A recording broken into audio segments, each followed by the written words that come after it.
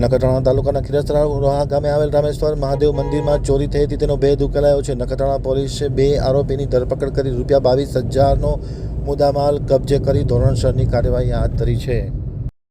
નખત્રાણા તાલુકાના રોહા ખીરસરા ગામે રામેશ્વર મંદિરમાં જે ચોરી થઈ હતી તેનો ભેદ ઉકેલાયો છે। 2 આરોપીની નખત્રાણા પોલીસે ધરપકડ કરી છે।